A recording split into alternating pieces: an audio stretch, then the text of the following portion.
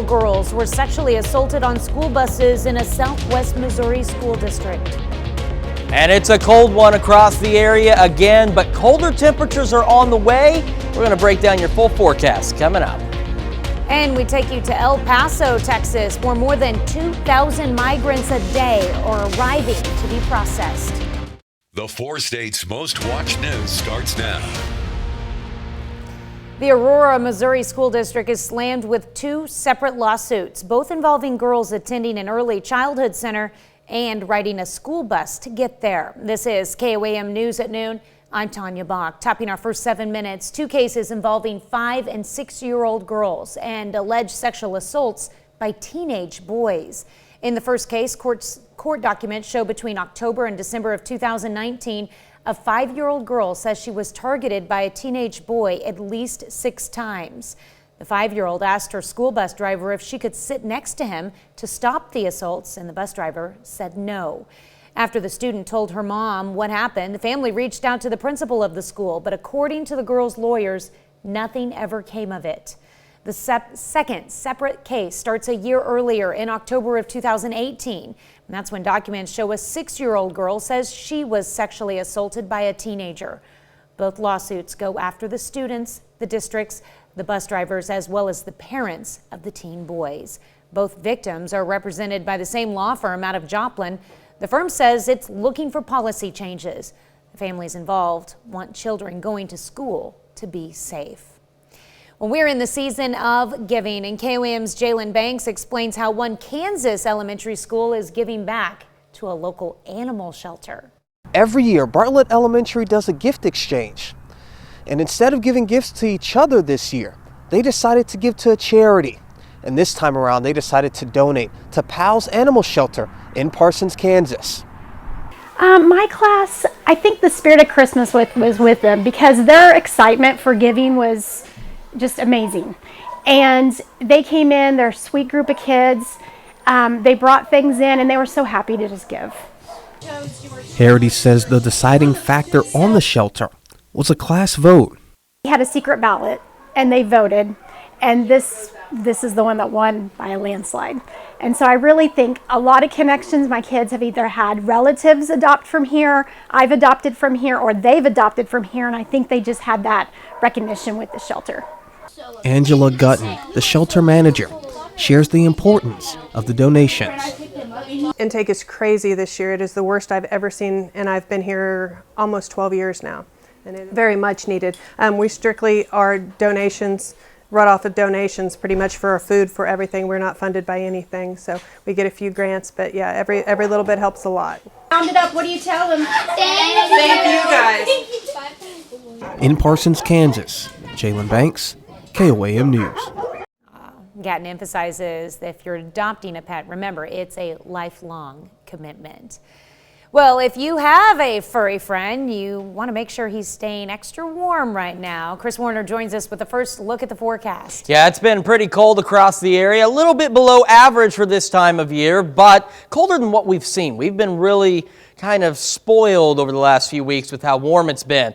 All right, 7th and range line. You can see a few passing clouds out there, a little more sunshine than what we saw yesterday. Our normal high today is 48. We're about 9 degrees off that pace. Our normal low is 29, and we're looking to be almost on par with that. So that's the weird balance we've got right now. Across the region, we're chilly. 38 in Chanute, 34 Parsons, Lamar, 35 Carthage, 37 Miami, and we are sitting at 36 degrees in Joplin right now. And of course, with some partly cloudy skies, feels like 26, and that's with the west wind at just 16, and we could still see some gusts later, upwards of about 20 to 30 miles an hour. As you see, we don't do a ton of warming, not whatsoever. It's going to stay cold. There's colder weather on the way. You factor in that wind across the region, it feels like 26 in Yates Center, 23 in Iola, 27 Fort Scott, so it's chilly. Even with the sunshine, it's quite cold. Now we're looking to make a high right around 39 degrees, and we'll start to see some of these clouds clear out as we head into the afternoon. But unlike the last couple of days, you're not going to want to go out and play in this business because it's going to be just too darn cold. Unfortunately, as I mentioned, we got colder weather on the way. We're even looking at maybe some snow chances coming in next week. We're going to take a look at all of that coming up. All right, thanks, Chris. Well, extreme weather hitting large parts of the U.S. leaves a trail of destruction, killing several people in Louisiana. Multiple tornadoes were reported across the state, including in the New Orleans area. The storms are part of a monster winter system that's been causing chaos from the south to the north, where blizzard conditions have shut down major highways. A new influx of migrants along the U.S.-Mexico border shows thousands of people in search of a new life in the U.S. But the massive arrivals are overwhelming one border town. Nicole D'Antonio reports. Another wave of migrants is expected to enter the border city of El Paso, Texas today. More than 7,000 people have crossed over from Mexico in just the past 3 days, as a pandemic-era immigration restriction known as Title 42 is set to be lifted next week. It currently allows authorities to immediately expel migrants crossing into the U.S. All hands need to be on deck. Let's keep the migrants' needs in mind. They're not a project, they're people. The jump in migrants is straining resources in El Paso. Shelters are full and many people are sleeping on the streets in freezing cold weather. Some Republicans blame Homeland Security Secretary Alejandro Mayorkas, saying he allowed the situation to get out of control. He has failed to secure our border and has thus endangered Americans. The Biden administration has already helped El Paso with its massive expenses. Now, city officials there are expecting to receive an additional $6 million from FEMA to help deal with the crisis. The Lopez family was fortunate to get into an El Paso shelter after a harrowing 2,000-mile journey with their 13-year-old daughter. Ingrid Lopez told CBS News her family and hundreds of other migrants were kidnapped and locked in a warehouse for days. She says the group managed to escape by breaking down the doors and running to a neighboring town for help. Now the family's headed to Baltimore for an asylum hearing and to look for work. Nicole D'Antonio, CBS News, Washington. That's a look at today's top stories and weather in our first 7 minutes. Up next on KOAM News at Noon, we've got tips to help you avoid decorating disasters over the holidays. And later, we're making Mama Marie's wedding soup in the Mr. Food Test Kitchen. The Consumer Product Safety Commission says there are nearly 200 Christmas-related injuries every day during the holiday season. Sometimes accidents can become deadly. Wendy Gillette explains. The holidays turned tragic in a neighborhood outside of Philadelphia last year. Early Christmas morning, crews battled a 2-story house fire. A mother and one son escaped, but the father and 2 children who were trapped inside died. Investigators believe a faulty electric star on top of a dry Christmas tree sparked the fire. This demonstration from the Consumer Product Safety Commission shows just how dangerous a dry tree can be. The tree on the left has been watered regularly. 30 seconds after being lit, it smolders out. The tree on the right is dry. The flames spread quickly, and in a matter of seconds, the room is engulfed in flames. Around Christmas, we see a lot of hazards associated with decorating. Alex Hohenserek is the chair of the U.S. Consumer Product Safety Commission and says candles also pose a danger. In this demonstration, a misplaced candle on a menorah ignites the curtains. And every year, thousands of people get hurt putting up decorations. What are the most common injuries you see at Christmas time? We do see a lot of falls associated with ladders and people using them to put up decorations. Decorations need to be double-checked for defects. Lights shouldn't have any frayed wires or loose sockets. Making sure they don't can prevent a tragedy this holiday season. Wendy Gillette, CBS News, New York. Well, still to come on the KOAM News at Noon, Mr. Food. What's the real story behind wedding soup? It's not what you think. Join us and get the inside scoop. But first, as we mentioned, we're tracking snow chances heading into next week. We'll take a look at that forecast when we come back. Well, we've seen another cold day here across the 4 states. In fact, a little cooler than what we were yesterday. Believe it or not, though, we're actually getting a little closer to normal. As like I said earlier, we've just been so spoiled with warm, mild conditions over the past couple of weeks that this suddenly seems extremely cold, but it's almost average. MoDOT camera live looking at I-44 and Range Line, looking westbound. Plenty of cars out on the road, but the good news is those roads are clear, they are dry, and that's a good thing for us for right now because that's going to change in the next several days. 7th and Range Line, we got some mostly cloudy skies out there, but getting a lot more sunshine than what we managed to get yesterday. Up to 36 in Joplin, west breeze at 16, making it feel like 26 outside.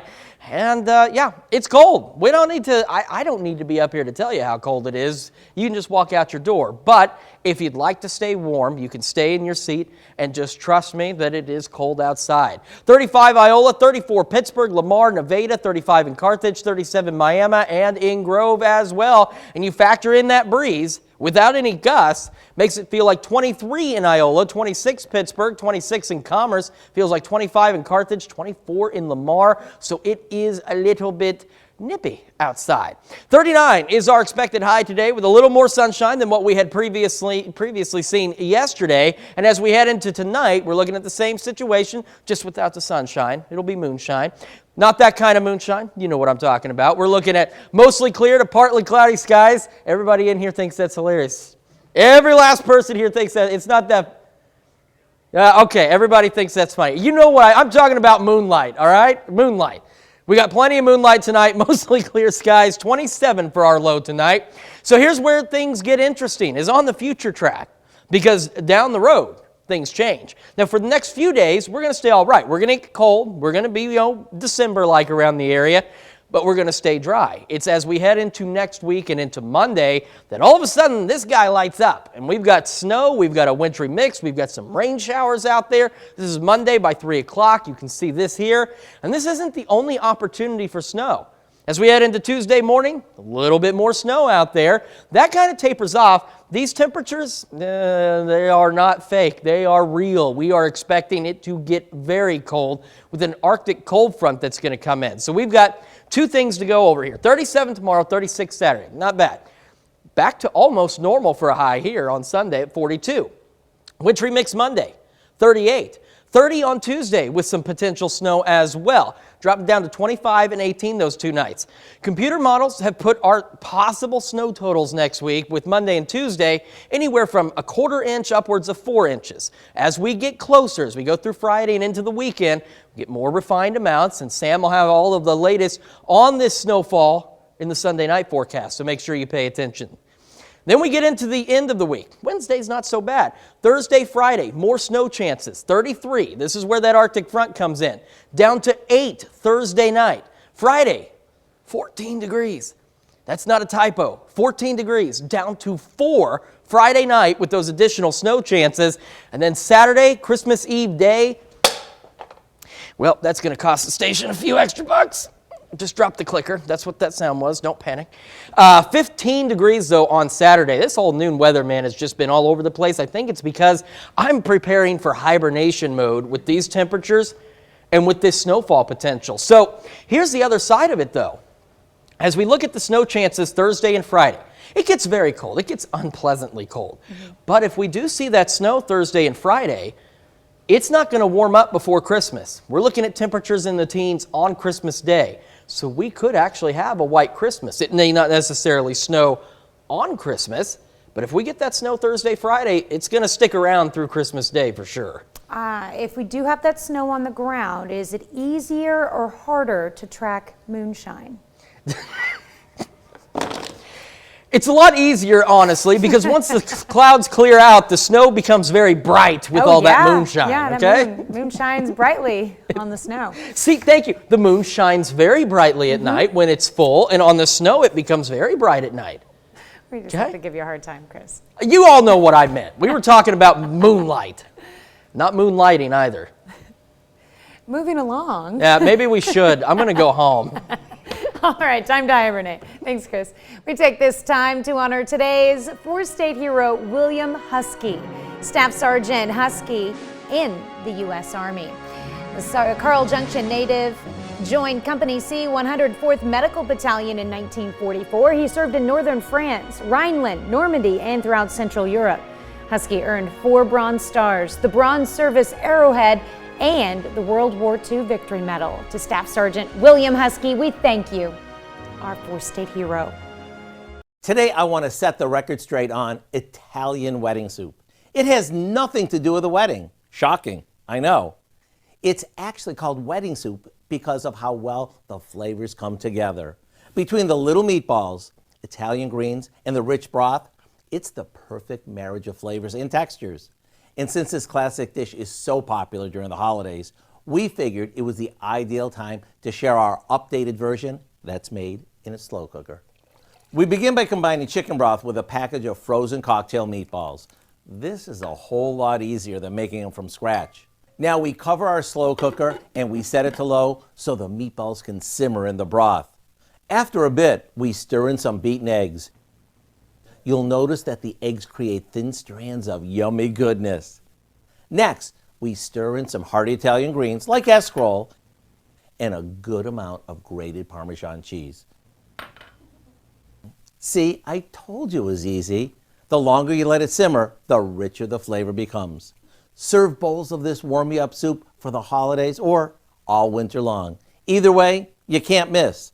To get the recipe for what we call Mama Marie's wedding soup, all you need to do is check it out online.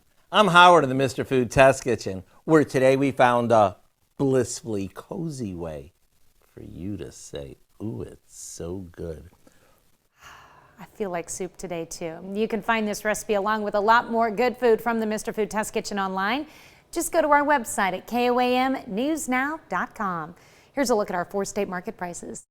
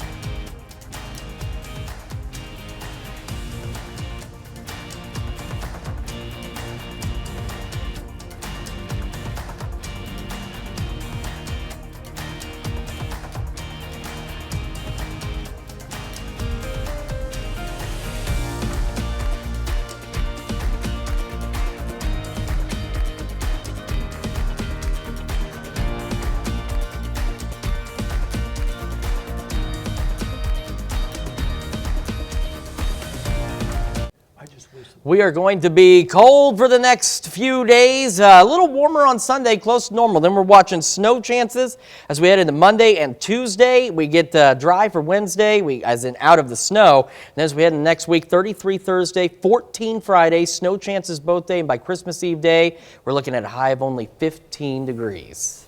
All right. That's too cold. Yeah, lows single digits. Too cold. Only Agreed. one man I know dresses warm enough for that weather. Yes, that guy, he wears red and white. Yes. He also spends a lot of time in chimneys. Yes, so he that might be warms why up. he's warmer, honestly. That would explain a lot, I think. Yes. He'll be prepared. I'm sure he will. What do we have coming up tonight at 5? Well, at 5, the bright lights and roaring crowds of the world's largest sporting event can be overwhelming, especially for children and adults with autism and other sensory challenges. We're going to show you how organizers are calling a timeout for fans who want their own space to enjoy the game. Plus, it's not just flu season for us, but also for our dogs. We're going to speak with a local veterinarian about the signs and prevention and meet the man traveling Route 66 driving an all-electric truck. Join us, KOAM News at 5. All right, thank you, Dow. Thanks for joining us for KOAM News at Noon. We'll see you right back here at 5 o'clock.